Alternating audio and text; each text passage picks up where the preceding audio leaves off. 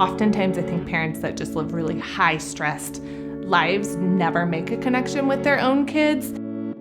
I can remember one parent literally bawling her eyes out, saying that she finally fell in love with her kids for the first time. And I think just hearing a parent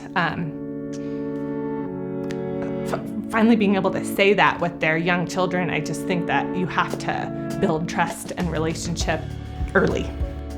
If we can't support families with infants and toddlers as they grow, that's such a vital, critical age range for setting the stage for the rest of life. I always said if I ever did a TED Talk, it would be great by 8, because you're setting the stage nutritionally, you're setting the stage developmentally and socially at such a young age. And so many people don't realize that your window of time to do those things developmentally is actually pretty small.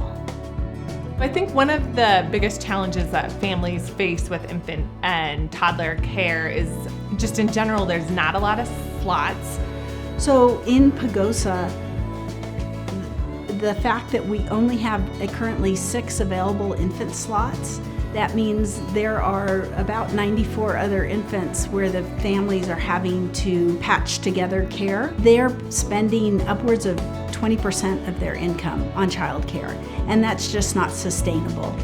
As I came back here and had my own children in Archuleta County, I realized how hard it was to just become part of something that you felt that was compelling and supportive and that you got something out of.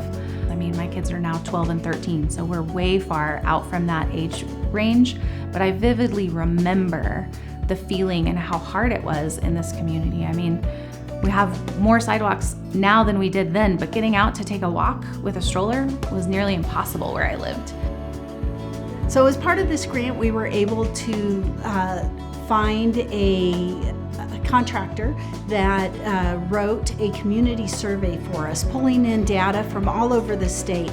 That led to some focus groups, and in the focus groups we were able to drill down and find out the particulars of care.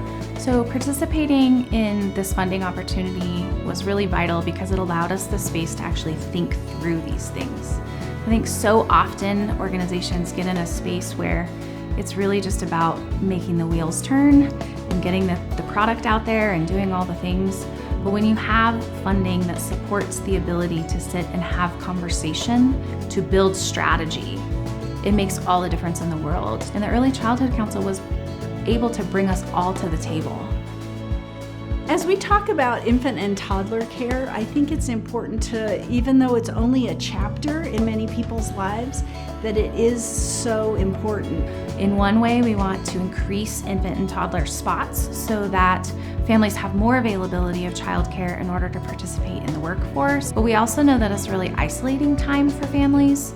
And so we really want to try to engage with other agencies around providing opportunities for families to really get out and be with each other to create a big sense of community.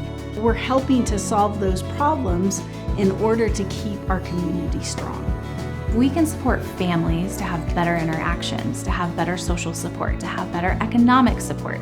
We create a stage that propels kids forward in a way that sets them up for life in ways that would be detrimental if those things didn't exist for them.